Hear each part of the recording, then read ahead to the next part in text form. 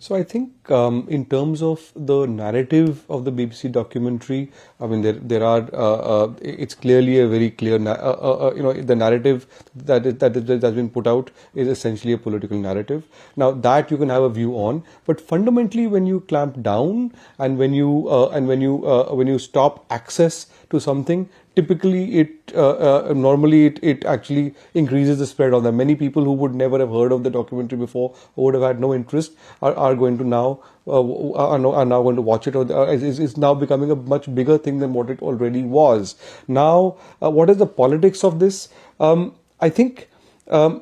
I don't think anybody wants to see violence on our campuses. I don't. I think for a film, you don't really want to see students. You don't really want to see people getting into slugfest and so on. But at the bottom of it, if you polarization is something from on the issue of 2002, there is a narrative here that look.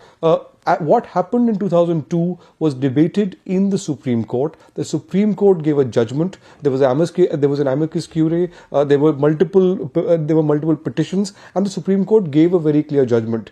Now, if you are going to not use that in the documentary, then there is a problem of narratives. Now, politically, when this plays out, it allows I'm keeping aside the question of banning and so on. It allows the government to say it. I mean, politically, Mr. Modi's always played the card of the outsider, not wanted by the elites. That has very much been part of his narrative to his core constituency from 2002 onwards, and this is going to play. I think one of the points that you made playbook. That however, if the Supreme Court banning is not a very good thing. Yeah, if the Supreme Court has gone into the merits of this matter, there was an SIT that was constituted. In the end of it, there was this verdict that came out last year, which adjudicated upon that matter. And if that has not been mentioned in this documentary, like I said, I haven't watched this documentary. I don't know if Nalin has, but from whatever we've heard, that has not been mentioned in this documentary. That signals a mala fide intent. Why would you not mention that in the documentary? That is material fact into what happened in 2002. That is a material conclusion that no less than the Supreme Court has has looked into and arrived at. But be that as it may, I want to go across to America in Narayanan. I've got a couple of questions to you, Mr. Narayanan. First things first, though. There was a young leader of your party, Mr. Anil Antony. He's the son of your veteran leader, A.K. Antony. He put out a certain view on Twitter. You can agree with him, you can disagree with him, all that is fine.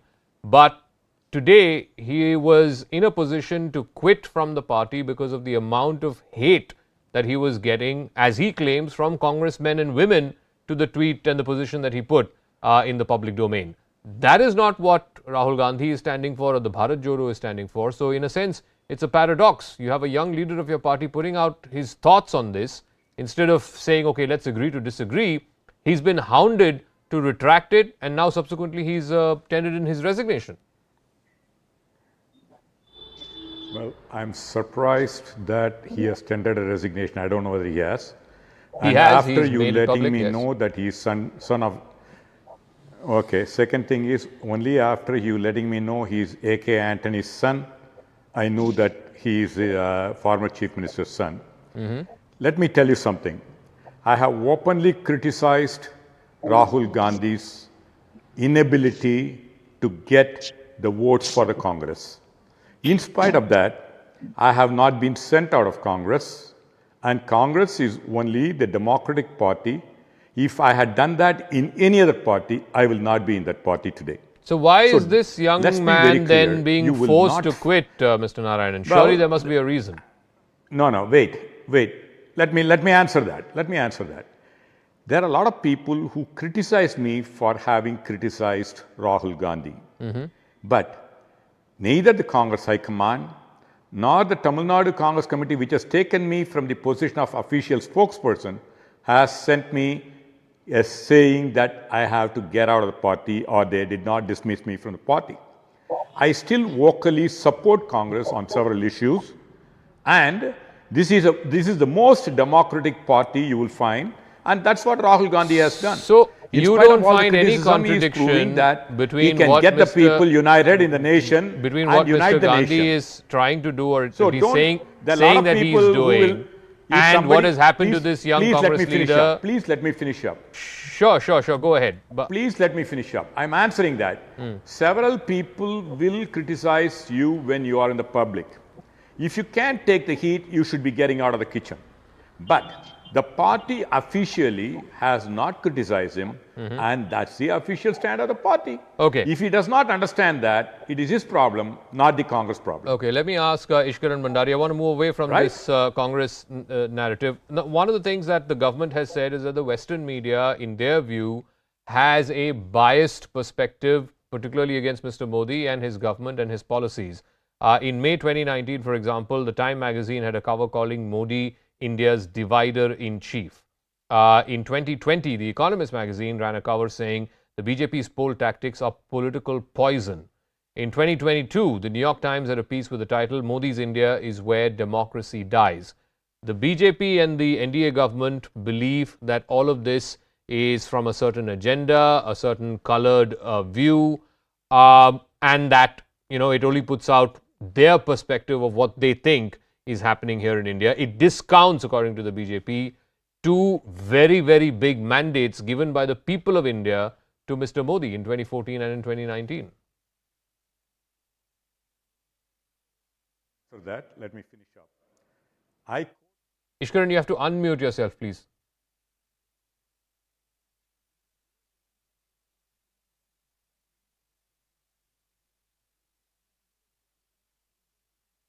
All right, I can't hear Ishkaran. Let me try and see if we can go back to him. But in the meanwhile, let me put that question. Hear you now. All right, let me go to Manjul Pawar and to Dipshita Dhar while we fix Ishkaran's audio. Hello. All right, Ishkaran is back. Okay, Ishkaran, go ahead. Yeah. They can't hear me. Yes, Ishkaran, go ahead. They said Can they you hear can't me? hear me. Yeah. Now I can hear you. Yes, go ahead. All right. Zaka, let's deal Can with you it hear me? piece by piece. So does a section of Western media, like BBC, have an agenda against the Prime Minister? Of course they have. In fact, you give very serious examples. I will give you a very frivolous example, but which shows the amount of derangement they have. New York Times food critic, asked to write 10 recipes of India, goes into a rant on how Hindutva government, how Prime Minister Modi is affecting, and how it is difficult for him to write an article on food without referring to the Hindutva government in power, and the editors allow that to be published. Now, if that is not derangement, I do not know what is derangement. Is Modi to be blamed for the food recipe or an egg curry not coming out nicely for you? But that is an example of it. But the other aspect of it is the Supreme Court of India has given a decision. More important than that, and I say more important than that, Congress was in power from 2004 to 2014, so it cannot be a case that the central agencies were not probing the matter with all seriousness. Even then, even having him as a target number one, they could find no evidence against him. No court found an iota of evidence against him. That should have been enough. Now, when we come to bans, I, as an individual, and anybody who operates on social media knows bans are counterproductive. They never work. The famous case of Barbara Streisand, where somebody took pictures of coastal California, including her house, posted on the internet. She wanted it to be banned. Before the ban, only 6 people had downloaded it, including her lawyer. After her petition to ban it, 4 lakh people downloaded it. So bans are silly. Bans do not work. Bans should not be operated at. That is apart from the fact that BBC is doing a propaganda garbage piece, and it should have been treated as that. Okay. So let me ask Dipshita Dhar, as Ishkaran said, it's a propaganda piece, it's garbage. But Dipshita, I want to ask you 2 things. There's no new material fact in this documentary, as many people have said. There's nothing new that they have revealed about the 2002 Gujarat riots. And surely BBC or any media organization's sort of account of events can't be more credible or can't be more authentic than what the Supreme Court verdict is. The Supreme Court appointed an SIT and they went into every single case that was associated with the 2002 Gujarat riots. And the court verdict came out last year. I'll read portions of it, but go ahead first and answer the question I asked. Yes, thank you. No, my question is then if what exactly is the thing that the BJP government and their supporter is uncomfortable with? If they think whatever has been made is a trash, is completely baseless, let the people judge it. Narendra Modi, as you said, that he actually got to very big verdict. Who are the people who have elected him to be the Prime Minister? The people of India, right? So if he cannot have a faith on the people who have voted him as a prime minister, let them see that documentary and judge. If they think that it's a trash, they're not going to look into it. If they think there is some substance, they will look into it. We are not saying that we have to go and support, the documentary that is made by BBC. None of us are here saying that BBC is a sane body that need to be upheld, that need to be, sensitized. What we are saying that something has come up, something a very political content has come up. Let the people see, let the students see, let them have a judgment. If you look at how the administration and the government is trying to curtail down all the screening that is happening in Hyderabad Central University, in Jamia Millia Islamia, in Delhi University, in JNU, in Pondicherry University, everywhere the ABVP is trying to create a ruckus. The lights were cut abruptly. What is this fear? In many places, people are saying that it is going to create a disharmony between people. I'll ask Manjul Pawar of the ABVP, why his organization is alleged to be going overboard. But some would say, why should campuses be places where movies and documentaries are being screened? If you want to watch it, you can watch it individually. But this public screening is just an attempt to try and fish in troubled waters. JNU, it has a center called Center for Arts and Aesthetics. We have a course which called the they don't have an evidence against ABVP. Okay, all right, Dipshita, give me a moment. Let Manjul. Okay, Dipshita, give me a moment. You made an allegation against ABVP. Let Manjul Pawar of the ABVP respond to that. Yeah, Manjul. Yeah, first of all, these people alleging ABVP, they have not a single evidence against ABVP. While we have hundreds of photographs and proofs that outsider leftists were involved in this incident. We have already filed a complaint and you should be aware of it. I don't want to get into a personal scuffle here. I just want to what happened to January 6th? No, one second. Guys, 1 second. This is not a JNU debate. You're on national television. There are rules here, one by one. So Manjul first, and then I'll come back to you, Dipshita. Yeah, I want to make just 3 points. First of all, BBC hasn't dared to release that documentary, so-called documentary of theirs in India. BBC has itself not released its documentary in India. So what is the need of these people that they are downloading it from Telegram, from WhatsApp? They are using VPNs to download it. No, the reason why they are doing that, Manjul, 1 second. The reason they are doing that is because the government has blocked it on YouTube and Twitter and other platforms where it was made available. The question is, BBC hasn't released it in India. Question is, why BBC hasn't released it in India? Because it knows that the facts will debunk their lies. Okay. Second, go on to your second point. Yeah. What is this dying desire of these communists to publicize and to show this documentary all over India in the universities? Is there a hidden agenda, a hidden give and take pact between the BBC and the anti-national forces and the communists? This is a case of investigation. And number 3, the date when this documentary screening has happened in JNU, is it a coincidence that 4 days back on 19th, ABVP JNU had organized an event where Kashmiri Hindus were called in JNU and they spoke of their ordeal in front of 1,000 students. That shook the base of this communist and the jihadi nexus. And, so let Dipshita respond. I think the second question. One second. I need to sort of equally divide time between the both of you. So Dipshita, why are you folks insisting, whether it's JNUSU, whether it is HCU, other university campuses, what is the need to have this documentary filmed? I mean, if students want to watch it on your laptops, watch it in your hostel rooms.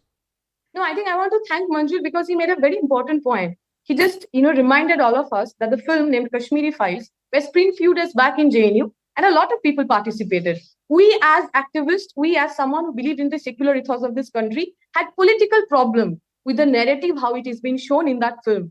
Can Manjul say a single person of the left or whoever he calls as, communist or anti-national, whatever, a single person have gone there, tried to disturb them, waved a black flag, even tried to raise a question, disrupt their program? Can he say that the way the JNU administration was cutting down the electricity of the whole campus, the similar thing was done when that film was being screened?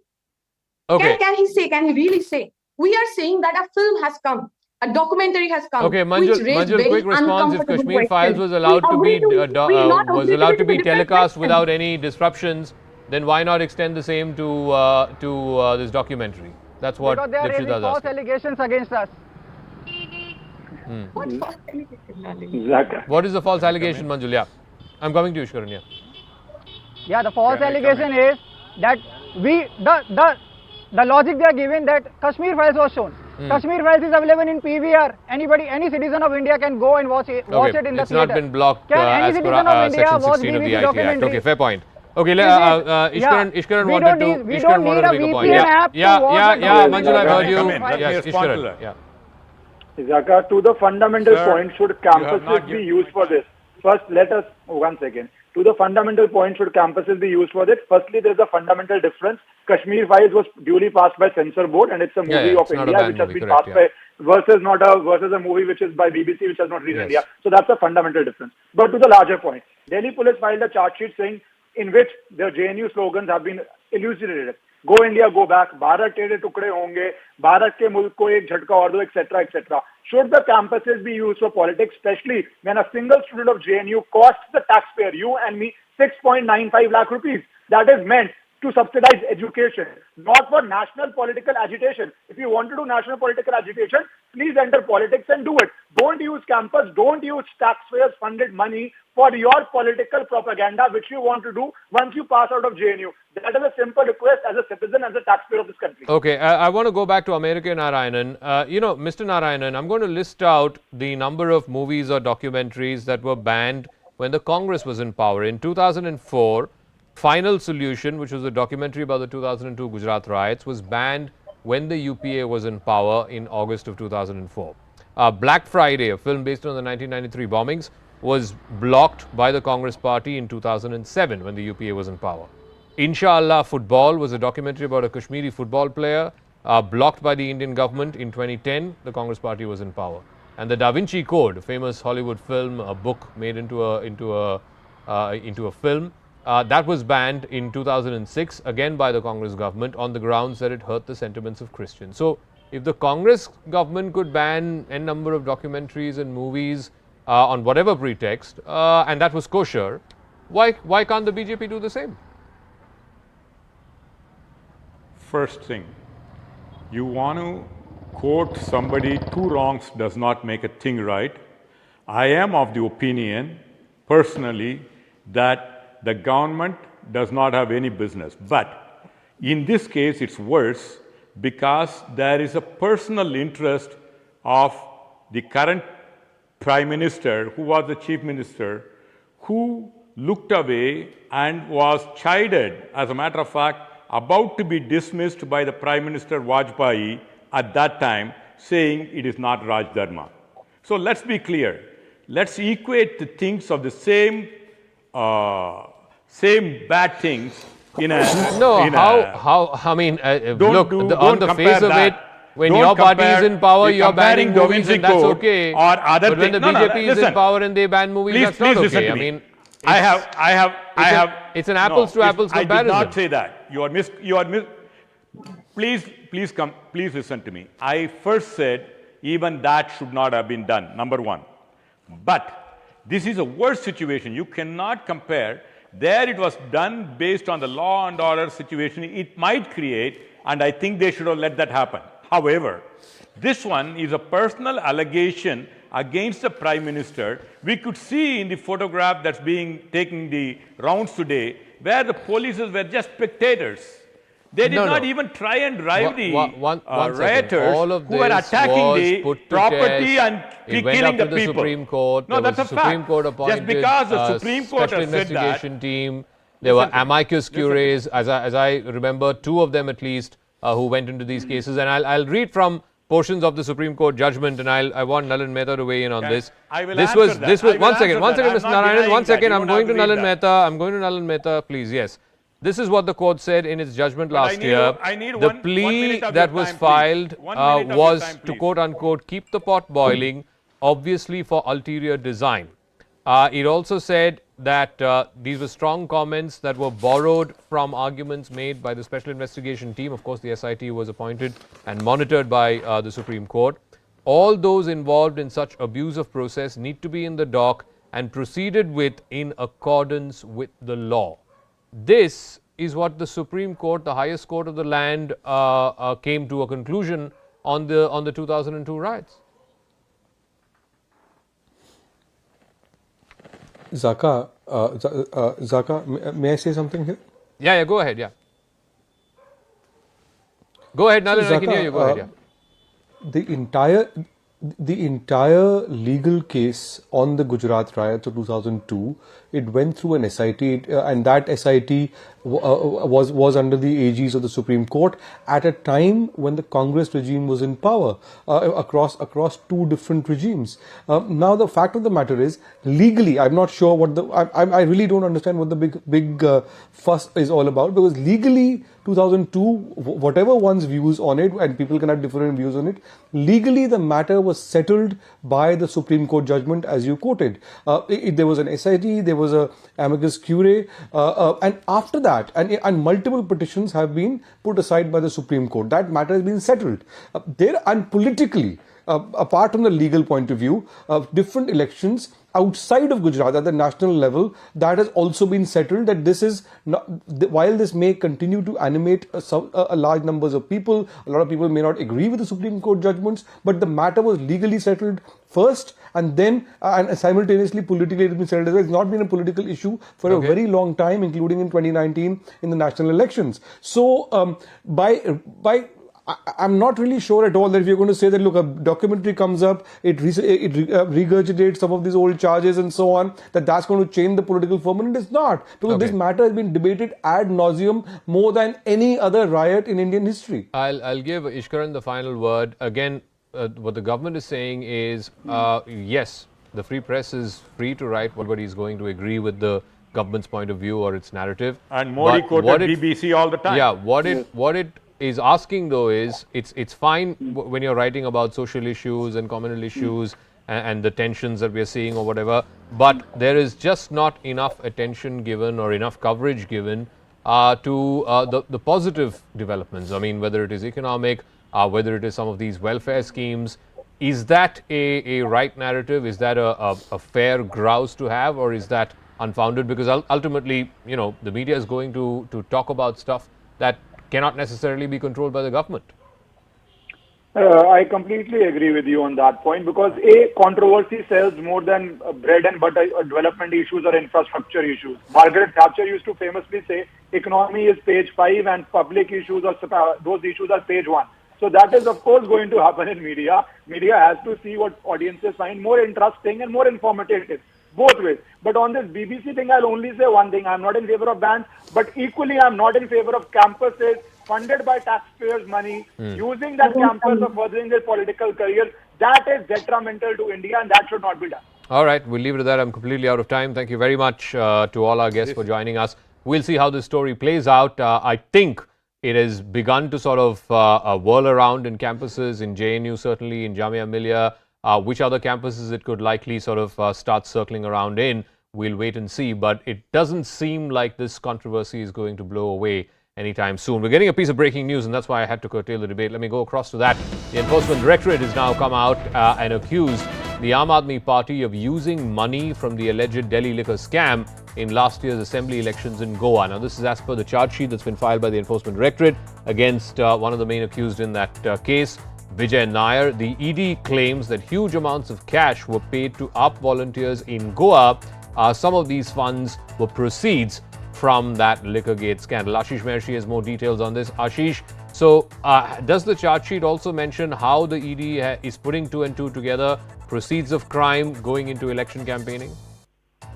So, Zaka, there was a company called Chariot Media, which was hired for campaigning in Goa. That is what the Enforcement Directorate claims. There is a sub-vendor of Chariot Media called Manaswini. Now, she, in her statement before the before the ED, we all know that any statement under Prevention of Money Laundering Act is basically admissible in the court of law. And here, Manaswini, who's worked for Chariot Media as a sub-vendor, she has given a statement before the Enforcement Directorate saying that huge amount of cash was given to her because she was given the job to hire volunteers, and volunteers were basically paid amount in cash. and this money was basically handed over by Vijay Nair, and this money basically came into the hands of Vijay Nair because this is basically the alleged money, or you can say the bribe money that was basically that came from the liquor scam. So that is what the Enforcement Directorate is claiming, and this is part of the charge sheet that has been filed against Vijay Nair, and the court in all likelihood will take cognizance of the charge sheet on the 28th. All right, we'll leave it at that. Thank you very much, Ashish Maharshi, for joining us. What we're going to do right now is to take a quick break. When we come back on the other side, India has formally extended an invitation to Pakistan for the SCO Foreign Ministers meeting in May. Is this a signal of a reset in ties, or is this simply a part of a multilateral invitation in which all members have to attend? Quick break. We'll see you on the other side.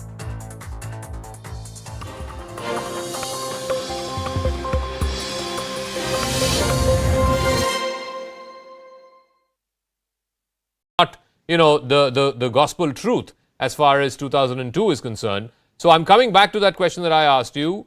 Are you then saying that the Supreme Court erred in its judgment? Because surely, the court went into every detail of what happened in 2002, and I just read a portion of what the court had to say about this quote-unquote organized criminal conspiracy behind the riots. Well, two short points. Before I come to the Supreme Court, let me just tell you this. The US government refused to give a visa to Mr. Modi on human rights violations. And I think we all know why. There was no particular reason for them to target him. I think it was pretty brazen what was going on. Even Mr. Vajpayee in a press conference had to chide Mr. Modi. And anybody who knows the BJP's entire political history will tell you that Mr. Vajpayee was never the same after the BJP ensured that Mr. Modi continued as a chief minister. But the larger point that you raised, the Supreme Court, on the Supreme Court's verdict is based on the whole conspiracy angle. But that is one angle where the Supreme Court has to be honored whatever they said. But please remember, there are multiple aspects to what happened in Gujarat. And that conspiracy alone is not the only aspect. Secondly, Raju Ramachandran, who happened to be an amicus curiae of the Supreme Court, said, I don't agree with the SIT. He believed there was a prosecutable evidence that needed to be investigated further. No, again, if you're going to pick holes in every judgment and every conclusion, and this is by, again, a Supreme Court appointed SIT, but be that as may, let me ask Veena Sikri. I'm sure you must have read your former colleague in the MEA, Mr. Kaju, writing in one of the papers today saying that, the manner of takedowns should not be a routine response to controversial documents or documentary, even if the content therein is offensive. He says you should have expected that in the year of India's G20 presidency, there would be greater scrutiny, there would be these sort of quote-unquote hatchet jobs, and the way to respond to this is by displaying self-assurance and sober responses, and not by getting agitated by every critical documentary or statement. I want to know from you, ma'am, as one of the signatories to the letter that you released last week, what were you so agitated about this documentary, and is that a better response as opposed to what Mr. Kaju said and I just outlined a moment ago? I think one has to go into very carefully the reason why the documentary has been made and broadcast at this time. And one has to take on board the complete bias and malafide of the people who have made the documentary. I think that is the most important point, because they are trying to stir up something in India. They're trying to create communal disharmony in India. And I think it is the responsibility of the government to take whatever action they feel is necessary to ensure that such communal harmony doesn't get fanned unnecessarily. Let's take, for example, two facts from the so-called documentary that I would like to raise. First of all, the bias and the malafide comes out because they just have not mentioned the Supreme Court judgment in their documentary. This is absolutely amazing that the Supreme Court, under the UPA government, has gone into it, has appointed a SIT, has monitored the work, and has given a very detailed judgment. And the documentary finds it unfit even to mention that this judgment has come. Yeah. Secondly, they talk about the British diplomats' report. The British diplomats' report has nothing new that did not appear in the media repeatedly at that time, and which was taken fully on board by the Supreme Court and the SIT during their work. So again, this whole business of saying that a British diplomat, I mean, has done this means that, we have to take it on board. So I think this whole question of taking on board, what is the motivation? Why has it been brought out at this time? Why is it? Who are the people behind it? We do know, for example, that even in the UK, a member of Parliament, of the British Parliament, a person of Indian origin, has actually written to the Director General of the BBC, raising these very same questions and saying that this documentary is going to harm relations between Hindus and Muslims in the UK as well. Yeah. Apart from the fact of it trying to harm India-UK relations. So there are very broad ramifications of this when you look into the reason, the maliciousness. And, we have people like the former Foreign Secretary of the UK, Jack Straw, the person who has been completely shown to, support false documents because of the WMD, Weapons of Mass Destruction report in Iraq. Now, he not only spoke repeatedly about the British diplomat's report, but then he also said when he came on a Indian platform, Godhra train burning, that's just an accident. I mean, how can a senior person like that talk about something that has been established by the Indian courts, that has been already punished? The people have been, given their sentences and they have completed their sentences, some of them. Let me go across to Gopal Krishna Agarwal first. So there is a view that, what is the big deal about this documentary by actually doing all of this, not banning it, but technically blocking it from being broadcast, what's happening in JNU, so on and so forth. You're actually giving it more publicity, you're giving it more oxygen than it deserves. Had you decided to ignore this, then perhaps nobody would be talking about it. And now this latest thing where the JNUSU, the Students' Union, is alleging that just before they were to broadcast this documentary, lights have been cut off. Thing is, Zaka, we have to understand that there is a Tukde gang in the country which leaves no opportunity to undermine India's image at the global level. And at every action or any issue where they can find to undermine the current democratically elected our government and to undermine our institutions, they will take all these opportunity to whatever level they can. So the thing is, the documentary of BBC of after 2 decades in itself with an agenda driven is also an issue. But the thing is, there is a section in the country which is completely discredited by their actions on the what we call about is a Tukde gang. Whether it is JNU or the universities, whether it is Kerala government or Telangana, there is a set of people who are trying to promote this narration. And the second thing is, we have to also understand what our constitution asks the government of the day to do.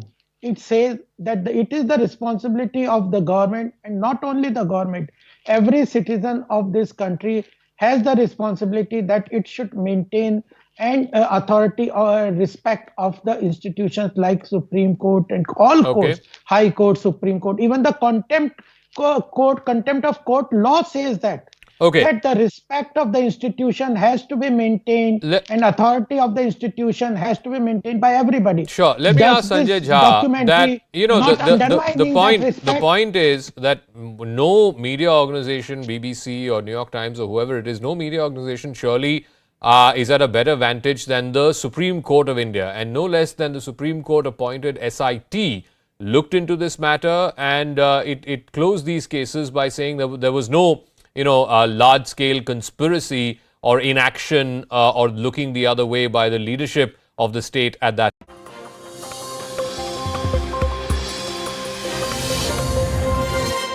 Good evening. In a significant development, India has now formally extended an invitation to Pakistan, specifically from India's Foreign Minister Dr. S. Jaishankar to Pakistan's Foreign Minister Bilawal Bhutto Zardari to come to India for the SCO Foreign Ministers meeting that is scheduled for early May in Goa. If Bilawal Bhutto does agree and accept this invitation and come to India, it'll be the first time that a Pakistani foreign minister has traveled to India in over a decade. This would be, yes, part of a multilateral arrangement like the SCO, but also a significant step in the Indo-Pak bilateral ties. We'll get to all of that in just a moment, but first, the story.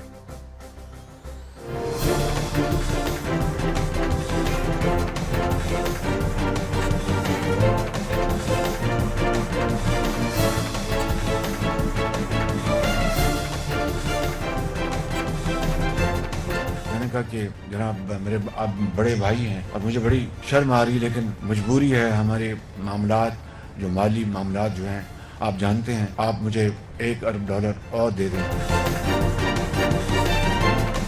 You're not going to hide it. You're not going to confuse anybody anymore. People have figured it out.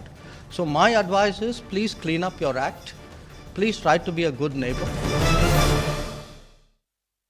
So all eyes are on whether Pakistan will accept this invitation or not. Ties between both countries have not been particularly great in the last few years. If Bilawal Bhutto does indeed accept the invitation, he will be the first Pakistan foreign minister to visit India in 12 years. Now, India's consistent position has been that any outstanding issues with Pakistan have to be resolved bilaterally and peacefully, not as part of any multilateral arrangement. But at the same time, India has made it clear that it will not compromise on issues relating to national security. So the onus really is on Pakistan to create such a conducive environment that is free of terror and violence. Now, the last time a Pakistani foreign minister was on Indian soil was in 2011 when Hina Rabbani Kar visited India as the foreign minister of Pakistan. During that visit, India and Pakistan agreed that terrorism poses a continuing threat to peace and security. Kar and the then Indian foreign minister S.M. Krishna had negotiated several measures to improve cross-border trade in Kashmir. They agreed to simplify travel procedures and increase the frequency of services to Jammu and Kashmir. It was also agreed to convene separate meetings of expert groups on nuclear as well as conventional confidence-building measures in Islamabad. But that bonhomie lasted barely a year, and in early 2013, things once again nosedived. But particularly in the last 8 or 9 years, it has been quite the staggering lows, as it were, in the Indo-Pak bilateral. In August of 2015, India had invited then Pakistan National Security Advisor Sartaj Aziz, but his visit was called off at the very last minute after then External Affairs Minister Sushma Swaraj asked Sartaj Aziz not to meet members of the Hurriyat. The last Indian foreign minister to visit Pakistan was Sushma Swaraj. This was in December of 2015 for the Heart of Asia conference in Islamabad. After that, a slew of Pakistan-sponsored terror attacks, first in Pathankot in 2016, and then in Uri, and then, of course, the big one in Pulwama in 2019, basically cut off all channels of communication. And then the Modi government's decision to abrogate Article 370 in Jammu and Kashmir in August of 2019 led to the suspension of trade ties and cross-border services as well. And ties have continued to remain rocky under both former Prime Minister Imran Khan, who took a hard line, and now in Shahbaz Sharif's regime as well, up until the last few weeks. More recently, External Affairs Minister Dr. S. Jaishankar has shamed Pakistan publicly on multiple occasions for funding and propagating terror. The question of justifying what the world regards as unacceptable should not even arise. That certainly applies to state sponsorship of cross-border terrorism. Nor can hosting Osama bin Laden and attacking a neighboring parliament serve as credentials to sermonize before this council. It is the ministers of Pakistan who will tell you how long Pakistan intends to practice terrorism. The world is not stupid, the world is not forgetful, and the world does, increasingly call out countries and organizations and people who indulge in terrorism. So my advice is, please clean up your act. Please try to be a good neighbor. Hillary Clinton was visiting Pakistan, Islamabad. And Hina Rabbani Kar was a minister at that time. And I think standing next to her, Hillary Clinton actually said that if you have snakes in your backyard, you can't expect them to bite only your neighbors. Eventually, they will bite the people who keep them in the backyard. But as you know, Pakistan is not great on taking good advice. And you see what's happening there. The world today sees them as the epicenter of terrorism. But just in the last few weeks alone, there has been a sudden and a pretty dramatic shift in tone from the incumbent Pakistan Prime Minister Shahbaz Sharif. Last week, during an interview with Dubai-based Al Arabiya TV, Sharif said that his country has learnt its lesson after 3 wars and wants to solve burning issues like Kashmir with the Indian leadership. Now, keep in mind that Sharif's comments come at a time when Pakistan is battling a crippling economic crisis. There is growing public discontent. There are hours and hours of electricity outages. And of course, to top it all, there are rising wheat and fuel prices. There are also rising instances of terror attacks. The Tehreek-e-Taliban Pakistan, which ended a ceasefire with Pakistan security forces last year, has been repeatedly attacking Pakistani forces in Khyber Pakhtunkhwa as well as in other provinces across the country. We have learnt our lesson and we want to live in peace with India, provided we are able to resolve our genuine problems. My message to the Indian leadership and Prime Minister Modi is that let's sit down on the table and have serious and sincere talks to resolve our burning issues like Kashmir, where flagrant violation of human rights are taking place day in and day out. Ready to have talks, and we are more than ready. So you are ready for peace? Absolutely. So while Shahbaz Sharif may sound conciliatory, two caveats. One, the fact is that right after that interview, and that clip of course went viral, there was an immediate clarification from the Prime Minister's office in Pakistan saying that Kashmir is the #1 issue. Also, his foreign minister, Bilawal Bhutto Zardari, has not particularly sounded any overtures of any kind to India. In fact, last year he wrote to the United Nations raking up the Kashmir issue again. He accused India of carrying out demographic changes in Kashmir and said that these measures are in violation of international laws. He also asked the United Nations to urge India to acquit Kashmiri separatist leader Yasin Malik from all charges and ensure his immediate release from prison. And then last month, he made a personal attack against Prime Minister Modi over the 2002 Gujarat riots. Osama bin Laden is dead, but the butcher of Gujarat lives. And he is the Prime Minister of India. He was banned from entering this country until he became Prime Minister. And despite his rants, the fact that India has invited Bilawal Bhutto for the SCO summit leaves India with the upper hand, and here's why. The overall objective of the Shanghai Cooperation Organization summit is cooperation against terrorism. That's why it was founded in the first place in the early 2000s. So as the host this year, India can corner Pakistan for supporting and for harboring terrorists. Pakistan is on a sticky wicket because it desperately needs international support.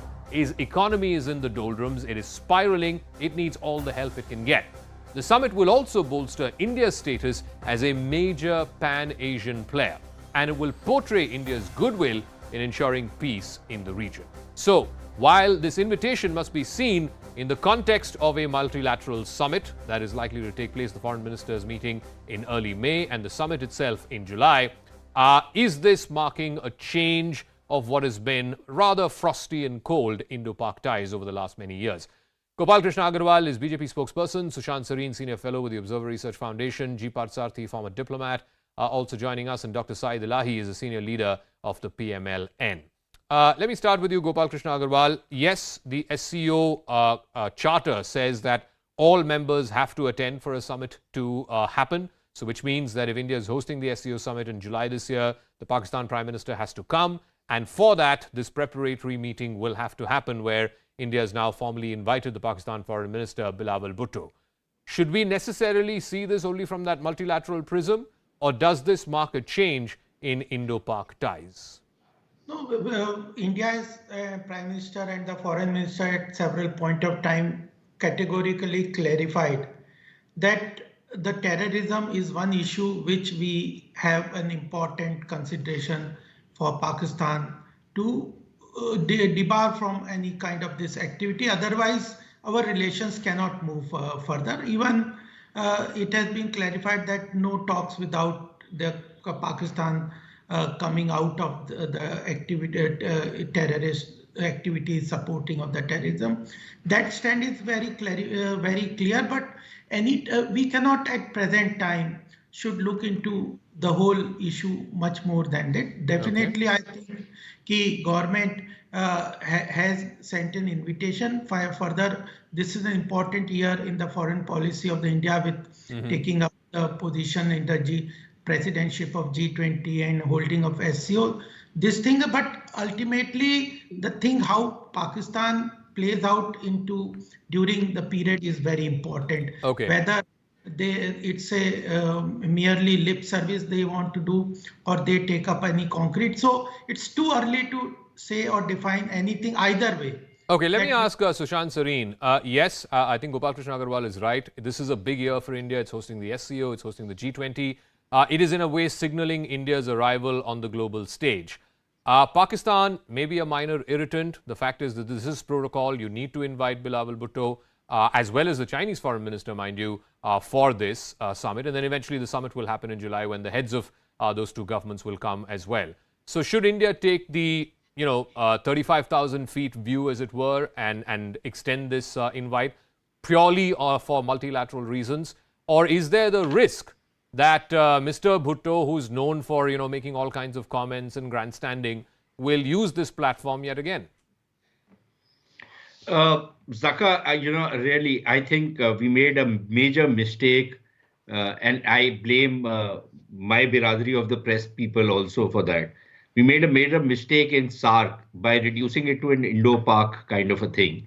And I suspect we might be doing something similar on SCO by reducing it to Indo-Pakistan. I think we have much bigger fish to fry as far as SCO is concerned than merely bother about Pakistan, whether they come or they don't come. Number one. Number two, yes, you are absolutely on the money that the invitation had to go because it's a multilateral summit, a multilateral organization. So we've sent the invitation. Now, first thing is whether there's a Pakistani delegation which is coming also or not. For example, they've not participated in certain other SCO related meetings, events. Yeah. So we don't know whether they are coming or not. One. Number two, at what level will they be represented? Will their CDA out here represent them? Will the junior foreign minister come? Will Bilawal Bhutto come? Number three, we've had other interactions. We've been sitting in the same room with the Pakistanis on a number of other platforms. But we've decided that no purpose is going to be served by engaging them. So it is entirely possible that even if he comes out here, the media might create a circus around him. But as far as the government of India is concerned, they'll probably just ignore him. That's well within the realm of possibility, unless something else has been worked out on the background. But I think the bigger dilemma will be for somebody like a Bilawal Bhutto, unless he's utterly shameless, when he comes to India, how will he be interacting with, quote unquote, the butcher of Gujarat? After having, hurled invective and vile abuse and personal abuse on the Indian Prime Minister. He has been shameless in the past, for example, with Nawaz Sharif and others. But he might do that same thing now. Okay. But the fact remains that, in many ways, the onus is on them. And finally, Zaka, what is in it for us to engage the Pakistanis? What is in it for us? What do we get out of it? Okay. All this excitement about will India talk to Pakistan or will India not talk to Pakistan? What is the incentive for us to talk to them? No, fair enough. So I think it's entirely possible. Let's not forget, just in Samarkand a few months ago, the Pakistan Prime Minister and the Indian Prime Minister were in the same room attending the SCO summit, and there was no separate engagement outside of whatever multilateral engagements there were. So it's entirely possible that Bilawal Bhutto comes to Goa, attends this meeting. There is no meeting on the sidelines between him and the Indian Foreign Minister, and he goes back home. The problem, though, and I want to ask Dr. Saeed Elahi, is that Bilawal Bhutto has, it seems very intemperate. He doesn't seem cut out to be the foreign minister of a country. I mean, look at some of the statements that he has made, referring to another head of state, quote unquote, as he said in the United Nations a few months ago, the butcher of Gujarat, referring to Narendra Modi. He also claimed that Muslims in Gujarat and Jammu and Kashmir believe that PM Modi is the main accused of inciting communal violence. In response, India has said that Pakistan is the epicenter of terror. You've heard what Dr. Jaishankar has said. The problem with Bilawal Bhutto is A, he shoots his mouth off. B, he says factually incorrect things. C, I don't think he knows how to conduct foreign relations. And most importantly, this is an election year in Pakistan as well. So politically speaking, there's every incentive for him to shoot his mouth off on Indian soil because it plays well to his domestic constituency in Pakistan.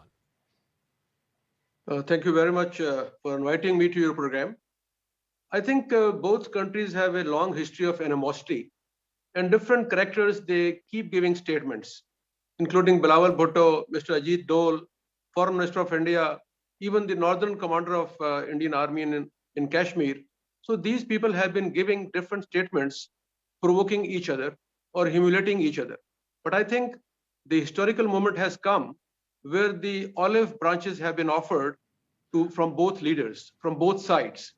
And as you know very well, that Mr. Nawaz Sharif and his party always believed in good relations with India and to soften the borders. And there were many mishaps happened in between in these last many years, last 2 decades. And Mr. Nawaz Sharif also wanted to soften the borders, have good trade with India, have them good neighbors and friends also. But due to certain reasons, as you said and mentioned before, there were obstacles which are being removed now once his younger brother, Mr. Shahbaz Sharif, is Prime Minister. No, And Dr. as, Ilahi, Dr. Ilahi, yesterday can I he- ask you two interventions there? Number one, Shahbaz Sharif's recent comment saying that we've learned our lessons from the 3 wars that we fought with India. Within moments of realizing that that interview has gone viral, at least that clip has gone viral, there was a clarification from the Prime Minister's office in Pakistan going again on that familiar Kashmir rant, number one. Number two, and this is a more pertinent question for you to answer, there is such an economic crisis of proportions that Pakistan has not seen in recent times. Does Mr. Sharif even have the elbow room to have a normal relationship with India? I think you asked 2 questions. So if you give me 1 minute. First of all, Mr. Prime Minister, he had been very clear and he has accepted that yes, we had 3 wars and this mistake is not to be accepted by only Pakistan, but everyone who was part of it. This is number 1. Number 2, Kashmir is a disputed area. So anybody, even India or Pakistan, has right to claim and discuss and to come to an conclusion. So I think that will be discussed, and till the matter is resolved, everybody will raise voice from Pakistan or India or from Kashmir. So this is one thing. Number 2 is that yes, economically they are in trouble, and many countries in the world, they are facing economic crisis. But Pakistan is agrarian society, so they can cover up the problems and they can come up with the economic crisis. It happened before also 10 years back, but I think that will be managed, number 1. Number 2 is with India, that is not the only one reason, because this government headed by Mr. Shahbaz Sharif, as I told you before, always wanted to have good relations with India, with Afghanistan, with all neighboring countries. I would So just that was their refer political- to what happened when Nawaz Sharif was Nothing Prime to do. Minister. The Indian Prime Minister came for his granddaughter's wedding, and within a week of that, Yeah, we that's got right. the Pathankot terror attack. But anyway, I don't want to go back into history. In I'll all give the- Sushant the final word, because what I really also want to know, and the missing piece in this entire conversation has been, what is the Army's stand on this? Because ultimately, it's a call that the Army will have to take, whether or not the Pakistan Foreign Minister should go. And if he goes, what are the things that he will talk about? You think the Army would be on board such a move? Zakar, one, it's a little too early to say whether the army will be on board, but I think the pitch which Bilawal Bhutto is trying to do and Hina Rebani Khar are trying to do is with internal politics in mind. They're trying to position themselves as a possible alternative in the next government to Shahbaz Sharif. But let me make 2 or 3 very, very quick points. Number 1, if Bilawal Bhutto comes, what media team he comes with is in our hands. We can simply not give visas to any of their media people. We are only obliged to give visas to their delegates, official delegates. So we can control the media narrative and have a narrative of our own and hit back even harder. 1. Number 2, I think your presumption that terror has come down in Jammu and Kashmir, I think the question to be asked is, has it come down because the Pakistanis have stopped exporting terror, or has it come down because of certain measures we have taken? Number 3, what are the lessons which Pakistan has learned? I think the only lesson which Shahbaz Sharif and others in Pakistan have learned is that if you fight open wars against India, you lose those wars and you pay a very heavy price. It's better to fight proxy wars.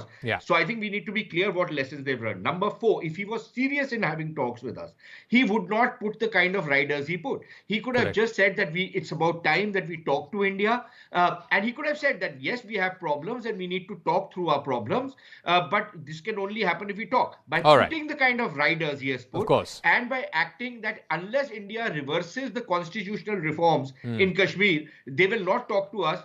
No, that is an absolute no-go area. I mean, forget about the current BJP NDA government. Even whatever future dispensation comes, I don't think for a moment that any future government in India can go back on the abrogation of Article 370. But we'll leave it at that.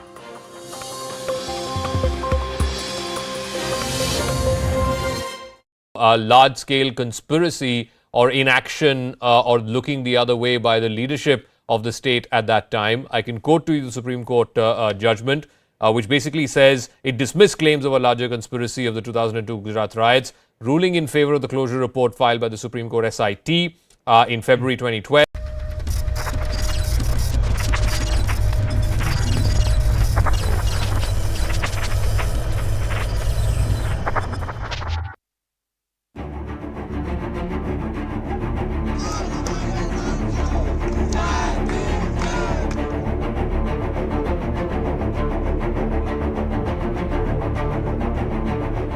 The UK government's position on this has been clear and long-standing and hasn't changed.